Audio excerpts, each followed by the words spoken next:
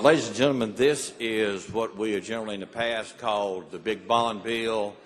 The good news is we have a bond bill this year, and probably even the better news is we were able to tie 2013, 14, and 15 together into a three-year plan.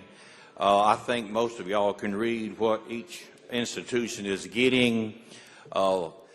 The House had initially wanted to get $16 million to the smaller universities, had wanted to get $20 million over 3 years to Jackson State, and then the larger universities $30 million, and this does that to the T.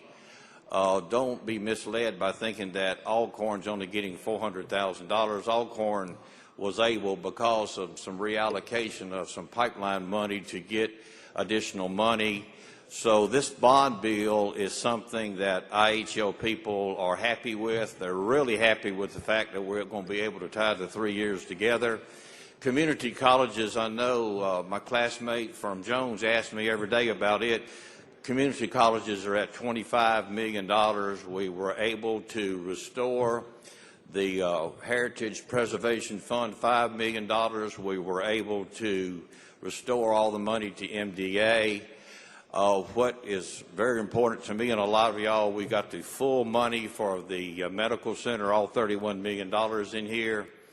There are several smaller projects. For instance, anybody that has Lauderdale County, the receiving center, that's a part of East Mississippi Hospital that's devastated and needs repair. Half of their money they need for construction's in here, and half of it's for next year. There's one thing that is not in here. The Tammy Wynette Museum is not in here, and I think the gentleman from Fulton area, Etowamba and Monroe, needs to know that at the last minute, we tried to get the Senate to put it in. They were the only one left with any discretionary money, and it does not. The Grammy Museum is in there. There's $1 million for the Jackson Zoo. The Seafood Museum on the Gulf Coast has got $1 million that they've been asking for several years. That's what it is. Tammy Wynette is not in here. Marty Robbins isn't here. Marty Robbins isn't here because of some of the Senate discretionary money, but I'll be glad to answer any questions, Mr. Speaker. There's some money to help a school, elementary school in here that had some terrible hail damage. There's money in here for DEQ. They have a revolving fund that they needed another $1 million to. Oh, the small municipalities and limited counties money is all $5 million been restored, which really a lot of you that have rural areas will be happy to know. Mr. Speaker, I'd yield for any questions. Any questions? Gentleman from Hines, Mr. Brown. Thank you, Mr. Speaker. Gentleman yield. Be glad to. I'm really interested in this Grammy Museum. Now tell us where that's located. That's in Bolivar County, and that's we put some money in it last year, and they needed at least $3 million this year. I don't know if you remember the initial conference report had that $1 million. It's back up to $3 million. And I think $3 million, I know the gentleman from Bolivar and the lady from Bolivar is not here, but I think they're very happy with that. Well, I'm just trying to figure out the total cost for this thing. I noticed in the deficit appropriation, we had $2 million in there in the deficit appropriation, and I think we gave them $1 million last year and then $2 million in deficits. And how much is in the bond bill? $196,400,000, if you remember. No, I mean for that project. I'm sorry. $3 million, so that's a total of $6 million. Yes, sir, and that's what the initial request was. Okay, is that going to be the end of it? Is that all of it, or do you know? That's supposed to be the end of it. If you remember, this was one of the projects that had a match, gentleman from Hines. Okay, I'm just trying to get a grip on that project since it's kind of scattered out among several different funding sources. Thank you, gentlemen. Mr. Speaker, if I could, the gentleman asked such a good question. I want to make sure this cost the bond bill is $196,400,000. We're retiring somewhere between $232 and $242 million. We just retired or defeased $252 million. Debt service, you appropriation people need to know this, that right now, bonds that are tax exempt have an interest rate per million of $64,964. So this is the lowest. I've been handling bonds for 12, 13 years. This is the lowest the interest has ever been. If you're going to have to do bonds, Mr. Speaker, I would suggest it be done this year. That's the explanation. I'd yield for any other questions. Otherwise, I'll move final passage. Gentleman from Copiah, Mr. Holloway.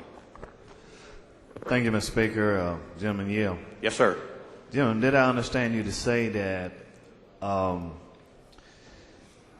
in this 3-year plan we talked about for the universities, the state 4-year university, did you say that the reallocation money for the pipeline was back in the bill? It's not in this bill. It's really 1049. But yes, sir. The pipeline money is freed up for R&R for Alcorn, as I think, mentioning to you earlier. Yes, that's the question I'm asking, because that money, they need that money. It's been spent, and so it's been reallocated in another bill. Yes. You're saying. And remember this: Alcorn at the end of the 3-year plan gets exactly what they asked for, 16.5. Okay. Thank you for your hard work. Gentleman from Lee, Mr. Holler. Thank you, Mr. Speaker. Mr. Chairman, Yes, sir. you know I really believe in you, and I appreciate what you've done on this bill. Tell us a little bit about the struggles that you went through standing by your man, Tammy Wynette. Well, Tammy, let's see if I can make this make sense. The Senate had a plan that did not fund the medical center, did not fund MDA fully, and each side had some discretionary money. We took almost all of our money discretionary money to fund the medical center. We had to get $13 million. They were going to get 18. They need 31 to break ground. We had to put money in there, had to put 9 in there for MDA and their many wonderful programs. So we didn't have enough money left to fund Tammy, but we had Tammy in there. And if you know, there's a deadline of 8 o'clock Saturday night for this. At 7:15, I just looked the Senate conferees in the eye and I said, "Can we put Tammy in?" And they said, "You can, but we won't sign a report." So I guess that's where we are. They need to learn how to stand by their man, don't they? And they have got a real strong person that has supported a lot of them over there that the gentleman in the very back knows about, that I just had to text and tell him Tammy's not in here. Gentleman from Hines, Mr. Banks. Now, gentlemen, I know you've done a lot of work on this bond bill, but do we have anything in here for Jackson State as far as the stadium goes? Do not. Do not. Do not. Nothing came up on that. Oh, yes, sir. A lot came up on that. But nothing in writing we have to vote on, correct? That is correct, sir. Thank you.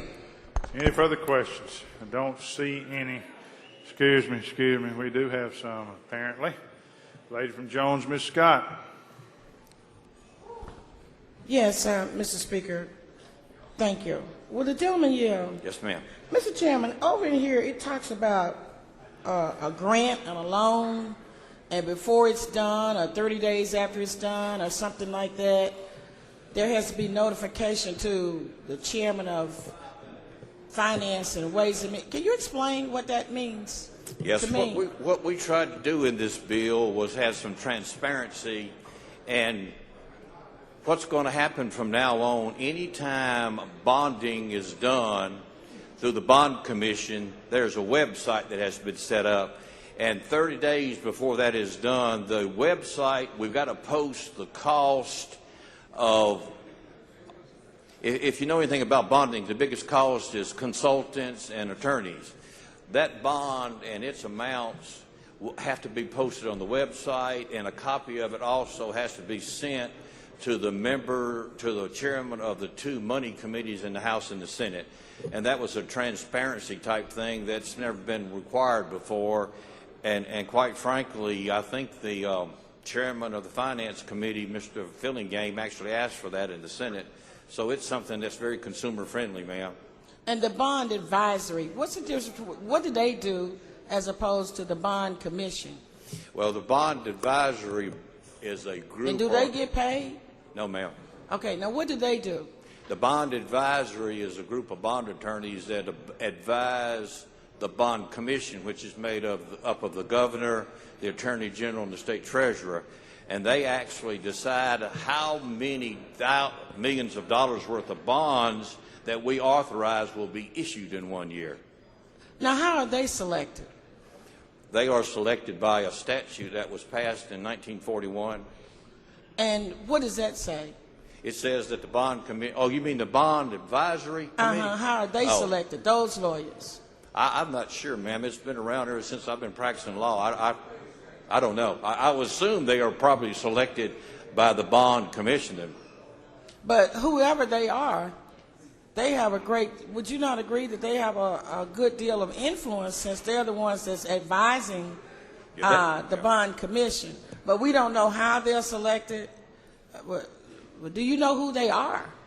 No, I don't. I can get that for you. But remember now, all they can do is make recommendations. The bond, let me make sure everybody understands. We'll issue we'll authorize $196,400,000 worth of bonds. If IHL needs $25 million, they go to the bond commission and say, we're ready for $25 million worth of bonds. That's how many are issued. And the bond advisory commission would be some men and women that tell the bond commission, this is what interest rate, right now, if you issued a bond, a tax-exempt bond would be 2.64. They tell them that. You want a 15-year bond or a 20-year bond. They tell them that. They says right now Chase and Citigroup and Morgan Keegan is selling. That's all they do. Now, they don't say you need to issue $25 million. That can only be done by the executive director of an agency. Like Dr. Bounds would, if Alcorn needed their $2.5 million right now, Dr. Bounds would go to the bond commission and say, Alcorn's ready for $2.5 million. The bond commission then puts that in their package and they issue that bonds. But the advisory committee does not have any authority other than, it's sort of like, I guess, your financial advisor would say, lady, you've got $100,000 in your account for investments. Today is a good day maybe to spend it. Of course, I know $100,000 is not a lot of money to you, but I mean, that's what the bond advisory committee would tell the bond commission. This is a favorable time to issue bonds, but that's what they do. Okay, now my last, and I'm glad we may have to hire you, gentlemen. But I'm glad you explained that, and I'm glad that you told the House that if you were ever going to bond, this would be the time to bond. So I guess, back on the gentleman from Hines' question, not that I represent Hines County, but I do represent some people who have great interest in the stadium over there for Jackson State. If this is, the prime time for us to be bonding, and Jackson State has been over here begging for a stadium, I know I've been here 20 years, I've been here at 15. Why are we not going ahead with their proposal in this bill to give them what it is that they need to move forward on their stadium? Well, the political reality is this chamber had 2 bits of legislation filed, and I think you're aware of them. I know the gentleman from Adams and several people are, the gentleman from Warren, gentleman from Hines. We filed standalone bills for the fairgrounds, trademark, Department of Agriculture and Commerce, and Jackson State, enough money to get them kick-started, I think is what you called the other day. Those bills didn't see the light of day, and I was told point blank by the Senate, and the Senate doesn't run things, but if you have a report and they don't sign it, you know it's dead. So there's absolutely no support to have a stadium for Jackson State.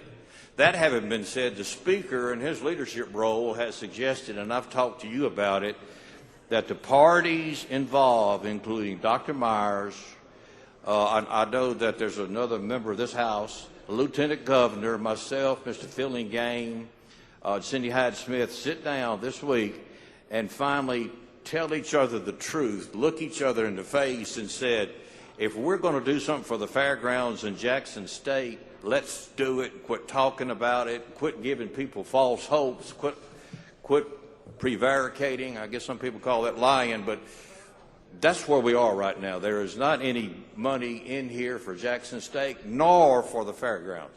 Okay, so because Ways and Means did put $6 million in this bill. Well, actually, we had a standalone bill that would have been for Jackson State by itself, would have been for the fairgrounds by itself. But we put $6 million in this Senate bill also. Yeah, we by did. amendment. I'm sorry. Yes, ma'am. And so the Senate took. We didn't hold that position. No, the Senate took that out. No, wait a minute. No, this report didn't have $6 million. We had $6 million in one of their bond bills. Yes, ma'am. Yes, which ma'am. This is well, the report. You know because you put it in. That's correct. And this is the report of that bond bill. Well, actually, it was in our bill, but yes, Okay. ma'am.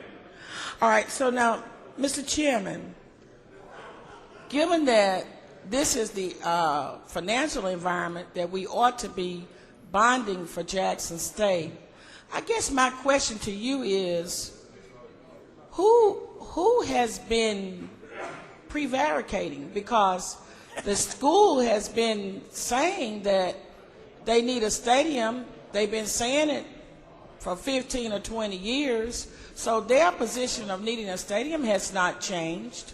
So what has changed? Why is it that this state school is not going to at least get the same bonding capacity that was given to all of the other schools? Because you know all of the other schools have received sizable amounts of bonding authority from this state, specifically for stadiums. Yeah. Lady, let me make sure I understand your question. Each school at some point had some money from the state that kickstarted their stadiums. And most and all were over $30 million. Right. I think that's in today's dollars, though, isn't it? No, that was in those days dollars. Okay. Well, Jackson State has not got any money in here to do that kickstarting.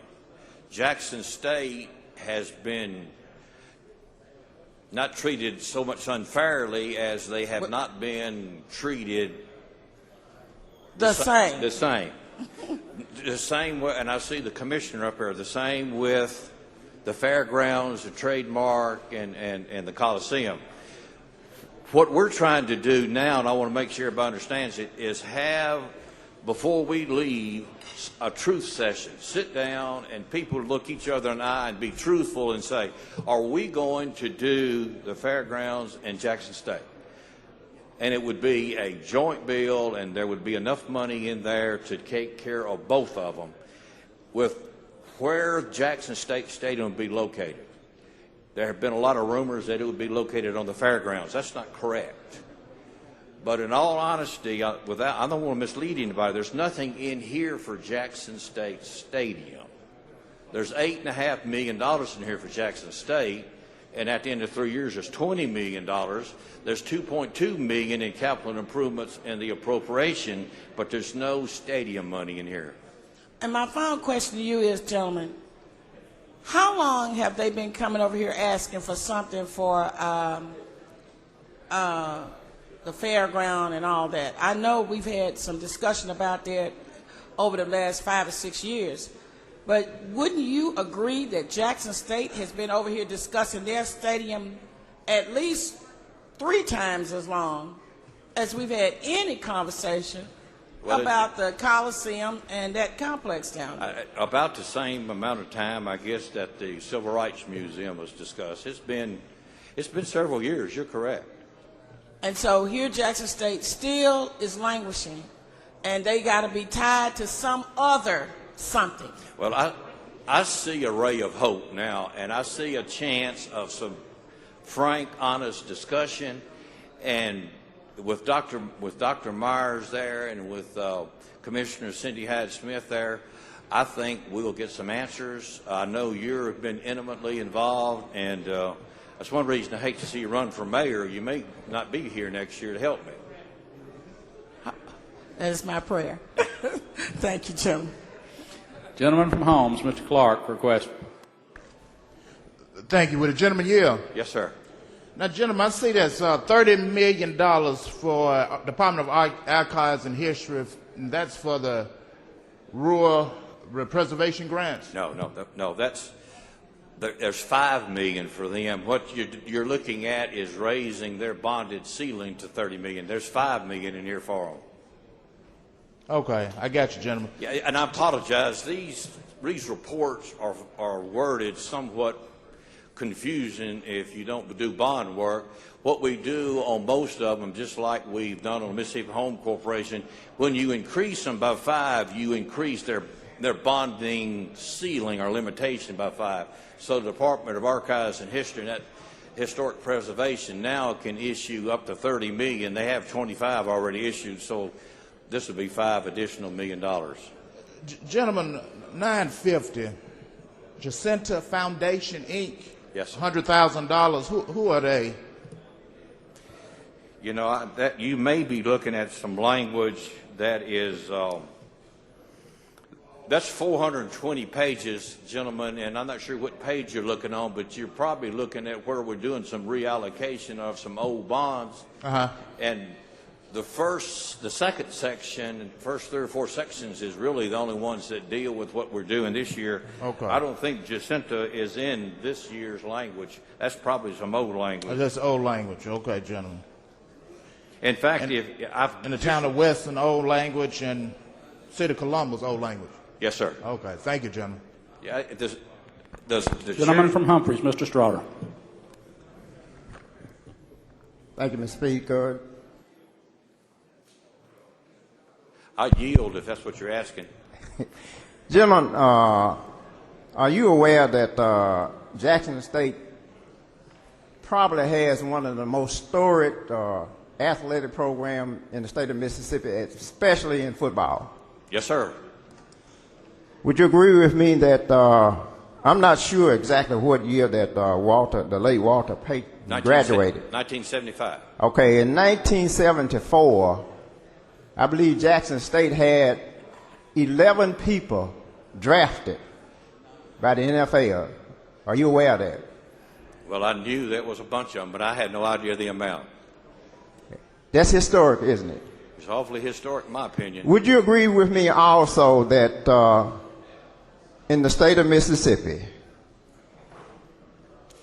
Alcorn State, Mississippi Valley State University, Ole Miss, Southern Mississippi, and Mississippi State all have a stadium on their campus? I think that's correct. Would you also agree with me that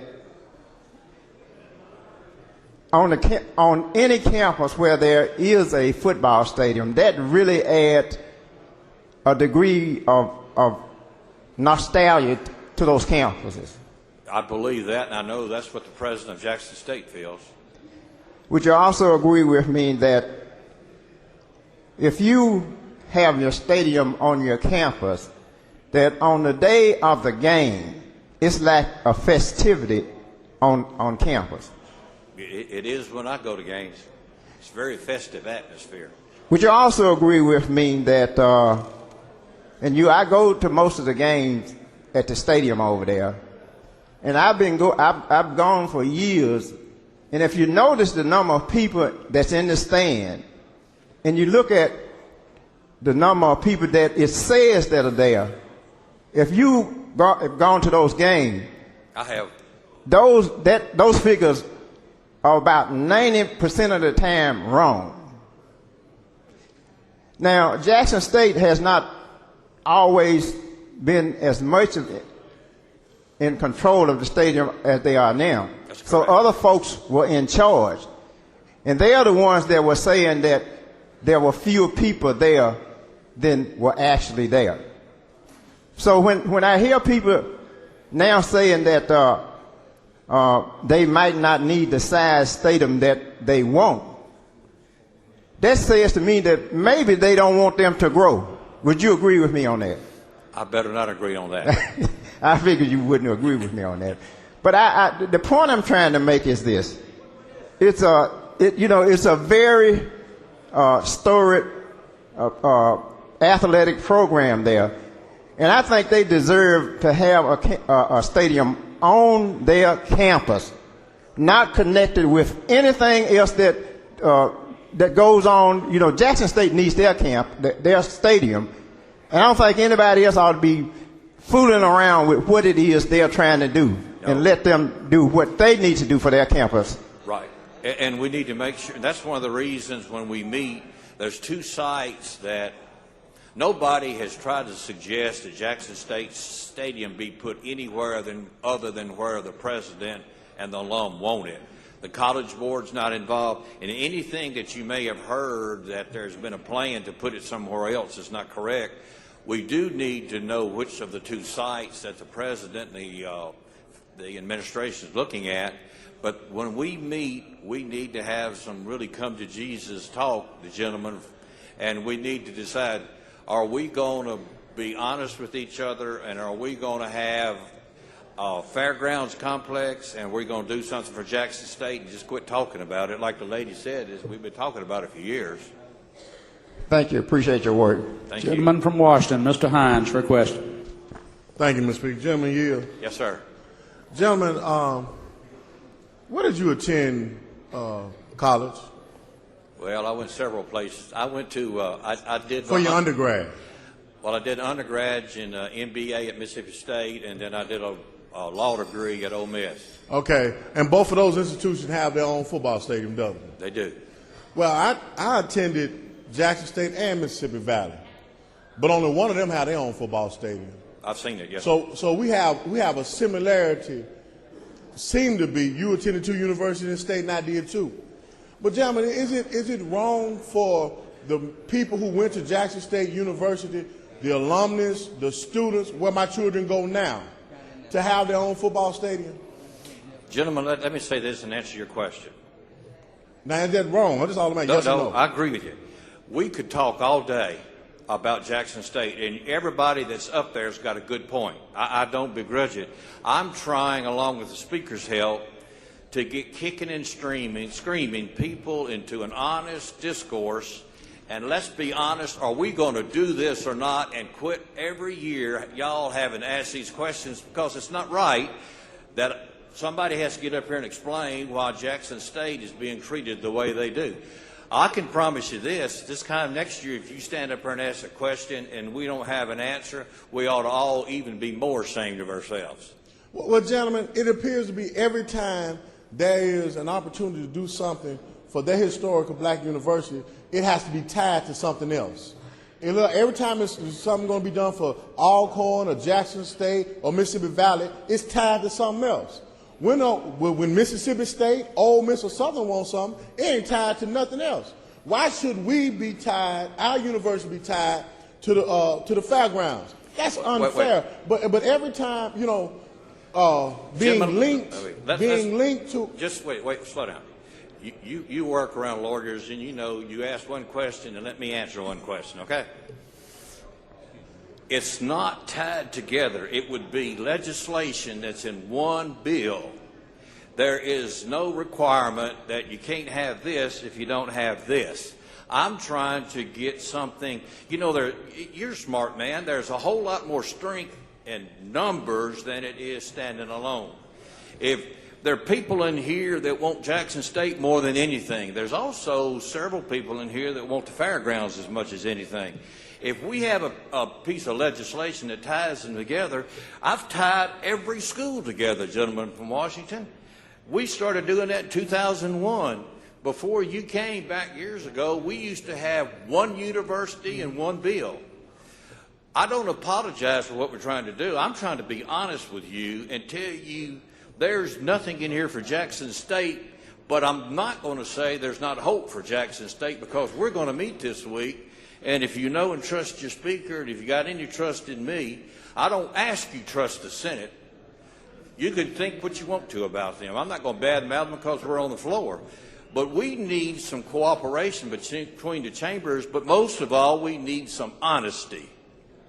Now, I will agree with that. There needs to be some honesty and some open negotiation throughout this whole process. That's correct. But we shouldn't be held, the alumnus of Jackson State University should not be held hostage in this process, should not be penalized.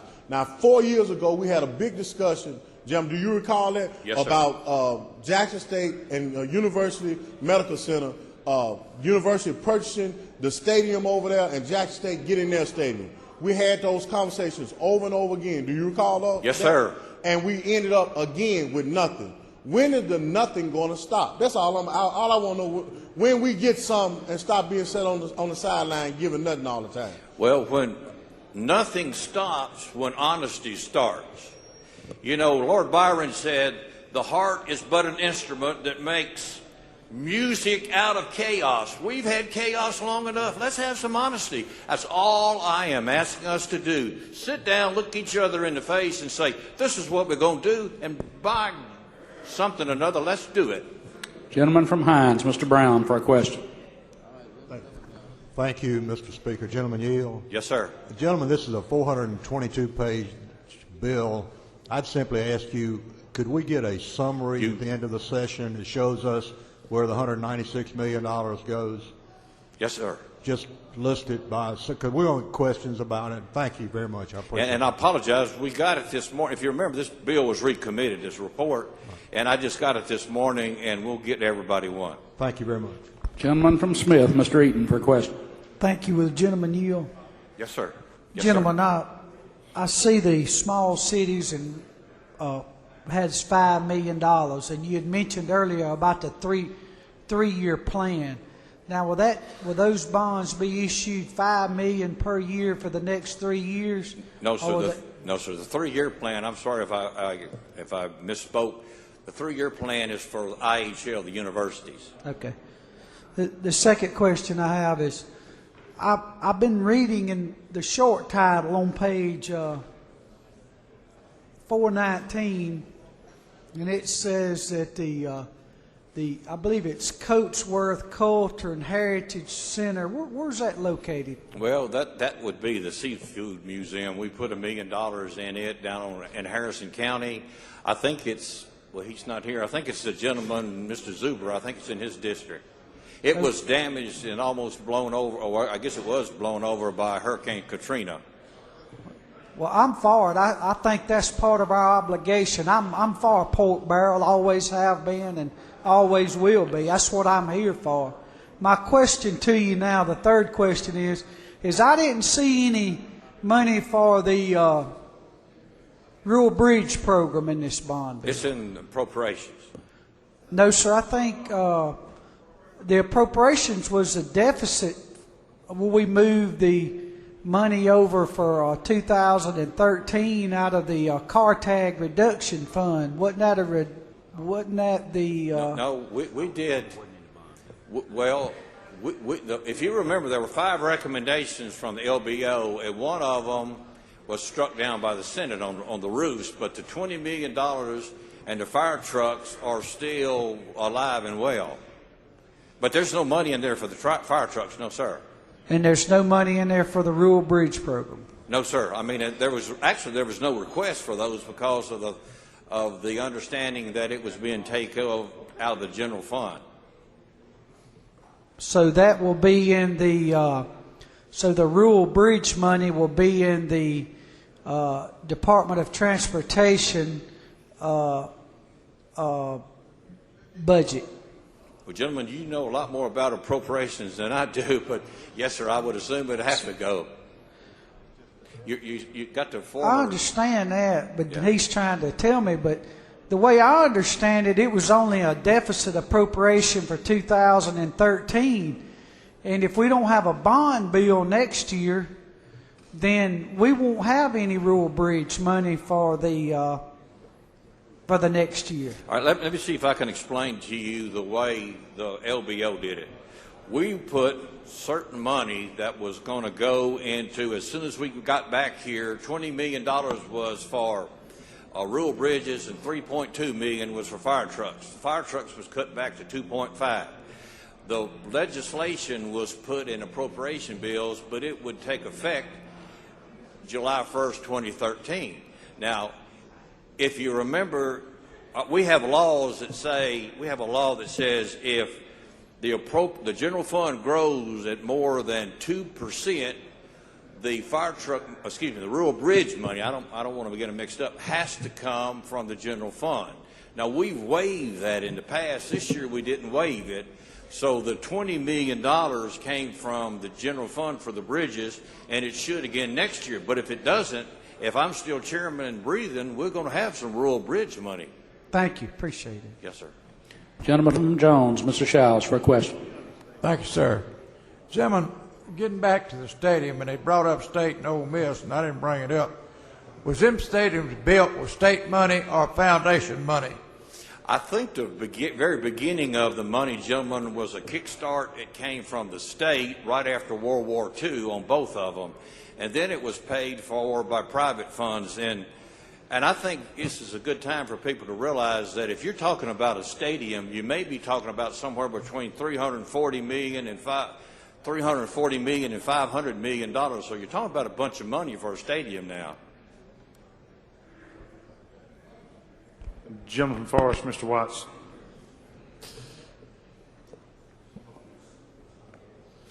Thank you very much, Mr. Speaker. If the chairman would yield. Yes, sir.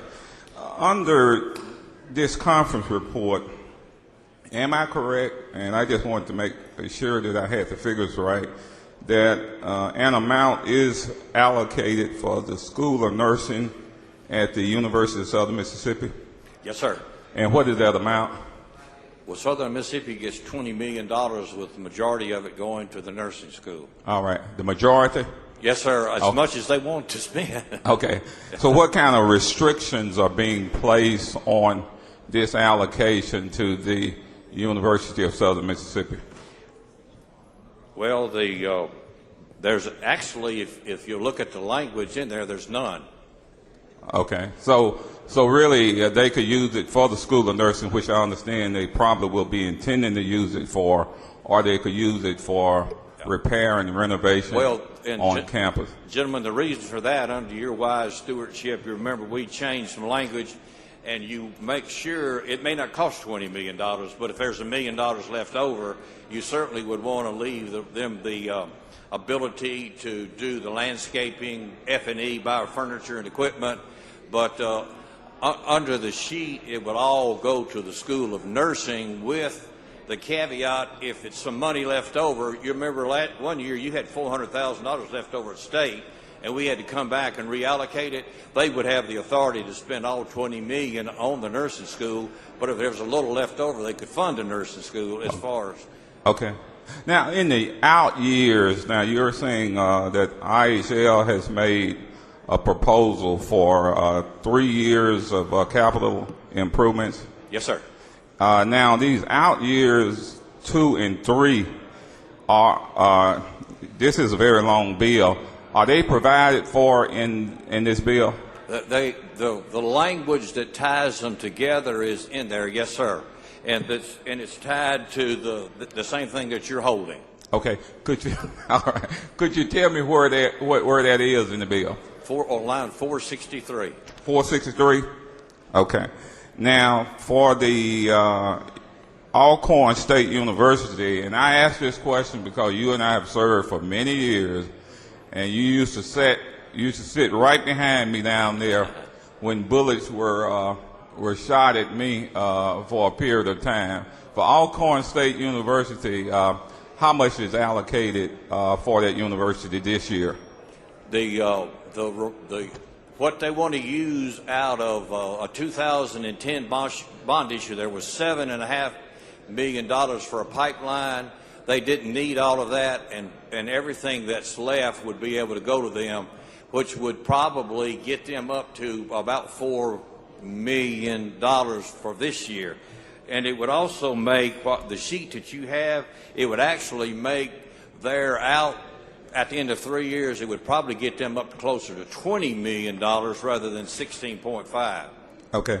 But in this particular bond bill, what amount is actually allocated and approved for Alcorn State University? In this particular bond bill, not counting House Bill 1049 that we just passed, there's $400,000 in here that's just in Senate Bill 2913. Okay. Now, in that other bill that you made reference to, how much is allocated in that bill? as much as they want to spend of the $7.5 billion, there should be at least $3.5 million left. Okay. I'm used to talking about federal. They say billion instead of millions. So the administration has signed off to on this particular bond bill. Yeah, not only that, Dr. Bounds and everybody was here. You know how they hang around like Grant around Richmond, you know, on the deadline night. They were here up until 7 o'clock Saturday night. Okay, but I guess my question again is, I think has the Alcorn administration signed off on this bond bill? Yes, sir. Okay. Now, about the Jackson State Stadium, and you're saying basically we have problem in the Senate with respect to the support for that stadium. That's an understatement, but I agree with you. Yes, sir. It's more of a problem in the Senate than in the House? It is. I don't know if there is a problem in the House. I mean, the House actually had some language for Jackson State approved, but it is, the short answer, yes, sir, there's more problem in the Senate than the House. Now, the question has been asked about the funding for stadiums. Are stadiums funded with state funds or combination of state, private, foundation funds? Would you expand on that, please, Mr. Chairman? The latter. Each stadium in the past, and you started with the three big schools, started with Ole Miss State and then Southern, and they were given a kickstart to get the ground broken and start purchasing some of the steel. Then you went to the smaller schools. MUW obviously didn't have a stadium, and Jackson State didn't have a stadium. It was $30 million. It was a huge bond issue after World War II. And that bond issue split it up among the big stadiums and then the small stadiums. What it is more of a combination of private sources than it is public sources. And that's why Jackson State has come in and asked the ability to match, well, actually give more than the state would be giving.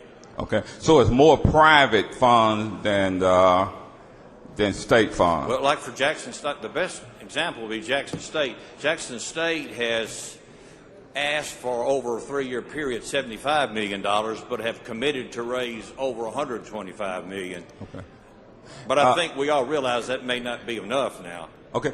As chairman of this committee, what advice could you give to Jackson State to get serious consideration from the Mississippi legislature for at least some partial financing for a stadium? Well, if you know the lobbyist they have, he's one of the most tenacious and best I've seen. He has come in and he has talked with his president, and they even offered to take some of their revenue from the stadium and pledge it to the state to help the debt service. They have done a little bit of everything. Some of it fell on deaf ears, and it's no need me castigating the other side continuously. That particular gentleman said, I think if you have forced us to the table, Mr. Chairman, and if we can get to the table, we can work this out. So that it's been open, frank discussion. Jackson State has one of the best lobbyists that I've ever seen, and he's been in my office, I've counted it, Mr. Chairman, 14 times so far. All right, well, great. So you're saying basically it's something that needs to be worked on during the interim? It needs to be worked on this week, but yes, sir. We don't want to have another session where Jackson State goes home scratching their head. Okay. So can you tell me whether or not Jackson State has a site or place to build the stadium at this point? They have two that they have asked for, but they have not narrowed it down to one yet. Okay. And we thought it was their business to narrow it down rather than ours. Okay. Is there any conflict between the proposal that Jackson State is making with the proposal that's coming from the Department of Agriculture? No, not a bit. No conflict? No, there's no conflict whatsoever. Okay. As a matter of fact, they may be able to supplement each other, work. See, the thought is, gentlemen, and you ask such good questions. I wish there's strength in numbers, and these two ladies. Dr. Myers, if we know, is an engineer, and Commissioner Cindy Hines Smith, they realize that it's going to take a lot of work. They're willing to work together, have volunteered to work together. They're just so happy that we're going to sit down, everybody that has any influence. You know how much influence the finance chairman has and the Ways and Means chairman. We can bring them to the table. We can't make them drink when they get to the water. But if you get them together, you know as well as I do, often it comes to a resolution, and we're hoping for that this year. Thank you, sir. Thank you. All right, don't see any further questions. You move final passage, gentlemen? Yes, sir. All right. Open the machine, Madam Clerk. Question recurs now on the conference report, Senate Bill 2913. In favor of the report, vote aye. If you're opposed, vote nay. Has everyone voted? Has everyone voted? Close the machine, Madam Clerk. By a vote of 108, 9 yeas, 5 nays. Report is adopted. Gentleman from